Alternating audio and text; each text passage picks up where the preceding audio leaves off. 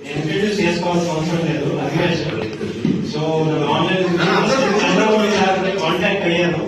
తర్వాత అందరం గ్రూప్ గా కలిసాము, మాట్లాడాము. సో సక్సెస్ఫుల్ గా చేసాం. సో డెస్టినేషన్ పక్కన పెడితే మనం చేసిన services total sight seeing, vehicle అవన్నీ బాగా ఇచ్చాం అని అనుకుంటున్నాను. సో నేను ఒక 10 years ఇండస్ట్రీలో ఉన్నాను సార్. అందరూ నాకు కొత్తగా పరిచయం. రైస్ లో చాలా మంది తెలిసిన వాళ్ళు ఉన్నారు కానీ అందరూ కొత్తగా పరిచయం.